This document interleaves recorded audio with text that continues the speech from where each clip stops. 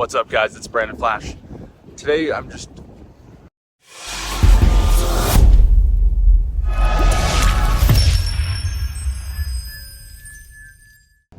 What's up, guys? It's Branden Flash. Walking over to my truck here. We're going to be running some errands. I've got a return to make at REI. We'll check out the progress of the Rivian Adventure Network installation there. We'll see how busy the Supercharger is. It's the Sunday after Thanksgiving, so probably pretty crazy. And I also forgot to change my Rivian charge limit off of 100%. So it's at 100% right now, and I don't want it to sit at that point any longer than it needs to be. So let's get going.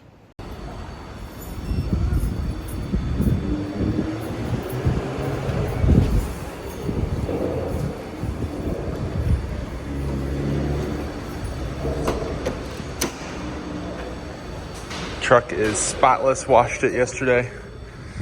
We'll see. I did manage to catch the truck at 97%, and I left this door open. Gotta really shut the Rivian doors with the double seal.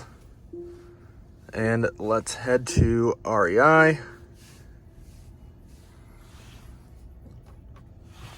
We'll head to North Lake, because that's where the Rivian Adventure Network site is. Let's just clear my trip. And we'll see what kind of efficiency we get going up there. Let's get to it. See the limited regen there, and it also gives you a warning there as well. And let's get to it as soon as I can get out of the parking garage. You guys seem to generally like my vlog style videos, so definitely comment down below if you want to see more just everyday life living with my Rivian, out doing kind of nothingness, but also just bringing you guys along for the ride. If you haven't already, hit the like button and the subscribe button too.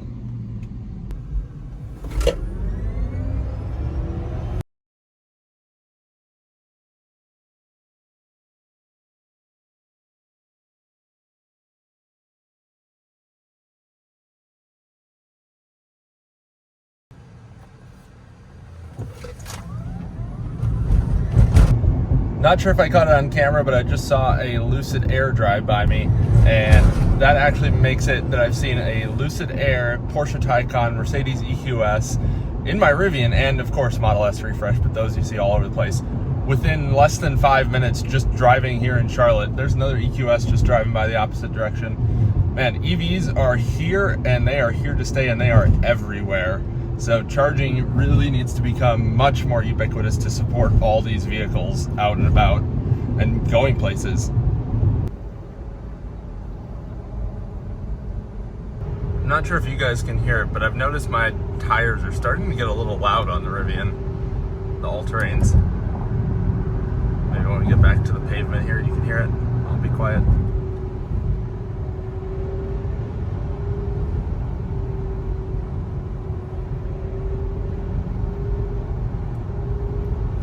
Yeah, so if you're a Rivian owner with all-terrain tires, have your tires gotten louder as they wear?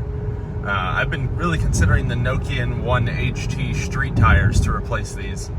Those actually have reinforced sidewalls, so even though they're a less aggressive tire, they should in theory be more durable for like rocks, sidewall punctures, things like that, which is not what you would expect from going to a street tire from an all-terrain tire. And it's not like I'm actually off-roading this.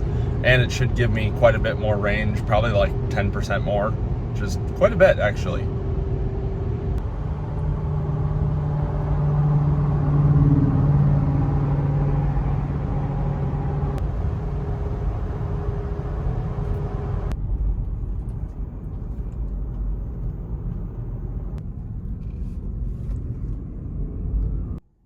Made it to REI here.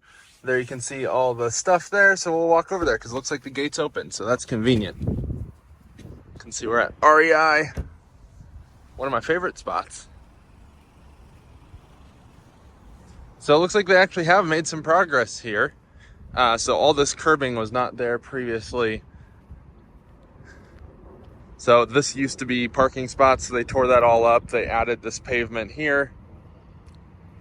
So here you can see their bases. So these are where the actual charging cabinets will go. So you can see the AC inside and then the DC out for each of these three cabinet positions. This is the frame that they use. Over there you can see where the switchgear will go. You've got the transformer pad over there. When I looked at the plans, I thought there was supposed to be a level 2 position over here. It appears that's not the case, so it looks like it will be probably level 2. But it's interesting that they're using 4-inch conduit anyway for level 2, because that should be like a 2-inch conduit. And then here you have the actual DC charger bases. I assume they're going to be restriping this to fit or to align with the spots, because typically they're where the charge port is on a Rivian, which is driver front. But yeah, you can see all the positions here. So we've got 1, 2, 3, 4, 5, 6, which is also interesting. They must have buried some conduits or something over here, or potentially they're planning for in the future to convert the level 2 positions. Because they've got 3 power cabinets, which translates into 9 stalls, unless they're doing this as a higher output station and only doing 2 dispensers per cabinet. I'm not entirely sure. That would actually kind of make sense to be able to do it that way, to go from 2 cabinets to 3 cabinets to increase total power but not increase stalls. But they also have 3 conduits on the DC side. You can also see the labels there. So DC, AC. So I'm not entirely sure what's going on here, but kind of interesting to see. Over here you can see the vault for the transformer there. So that's where the primary lines will come in, and the secondary, or primary will be on the left side here, and then secondary will be over here. So this is going over to here. So most likely those 5 conduits there are going to these 5 conduits right there. And then those are the out, essentially. So you've got your AC out there to each one of those. And then those are most likely for the level 2, I would guess. I'm not entirely sure, because there's a lot of different ways you can configure these. But I don't see the actual smaller conduits for the level 2 stations, unless they are just using these pads here, because those are the ones that are the odd ones out. Worth noting, also on the plans, I saw that they were running a future conduit for a kiosk. And I think that conduit may be, or that kiosk may be for payment for non-Rivian drivers to be able to pay, and for compliance with California payment requirements like credit card terminals and stuff like that, which Rivian doesn't currently support and doesn't really have a way to support on their current DC fast charging hardware, unless they did it at a central kiosk at the site.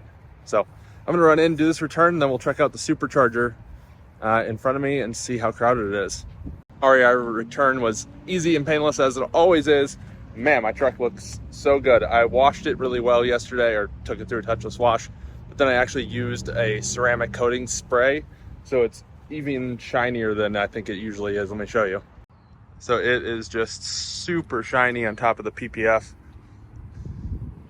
Looks just as good today as it did on day 1 because of that paint protection film. Otherwise, it would almost certainly have some swirls and things like that. You can see my tire wear. No real visual wear, I'd say, but definitely bit lower than factory, so we'll see how long those last. I don't really know how long people are getting out of their factory 20-inch all-terrain tires. I know people are reporting pretty poor wear on the 21-inch road tires. Let me also show you the efficiency for that drive. Wasn't that far. 2.14 miles per kilowatt hour. Actually, not bad. There you can see the high battery warning for low regen. So let me just show you where this Tesla Supercharger is. I believe this is a 12-stall V3, if I remember correctly, or something very close to that. You can see some of the extra conduit from the Adventure Network spots there. And we're coming up on it. Looks like it's fairly full, actually. Got 1 car leaving. So we've got 1, 2, 3, 4, 5, 6, 7 stalls in use of the 12. Which is actually less than I would expect, but I would imagine this site was probably at capacity at some point. You can see the really nice site design there with the Lincoln cabinet, 3 supercharger cabinets, and the 1000 kVA transformer, which is pretty much perfectly sized for this 12 stall, because each cabinet is about 350 kVA. Open stall there. And now we're gonna head home. So got dinner to get to at 6, so don't have too much time, but nice and easy trip. Change of plans, actually. Gonna run into Target there quick.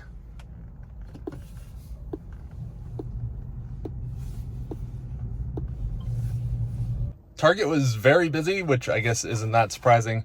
Got deodorant and my favorite M&Ms, peanut butter M&Ms, not peanut M&Ms, peanut butter M&Ms.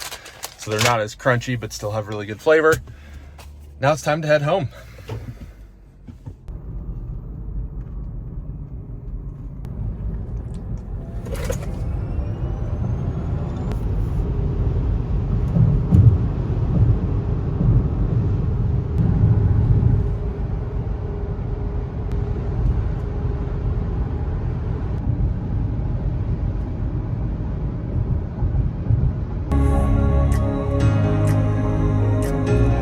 Quite interesting to me that Rivian has limited regen even at 85%. And I realize it does have a ton of regen when it has full regen, but still kind of interesting, and not great thermal performance with regen either on when you're like driving in the mountains or things like that. But you can see the regen limit right there.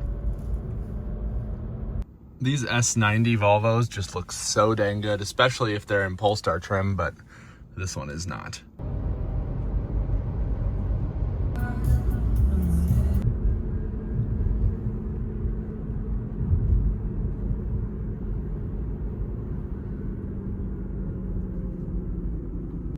Well, just got back. Let me show you the final stats. Man, my hair needs to not do that. Pretty good efficiency, actually. There we have it, 2.18 miles per kilowatt hour, and used 15.6 kilowatt hour to go the 34.1 miles there. And just picking up Kaylee to go to dinner. Thank you guys for watching. If you haven't already, hit the like button, hit the subscribe button. Comment down below if you want to see more videos like this. Definitely always interested to hear your guys' feedback on what you like, what you don't like. See you on the next one.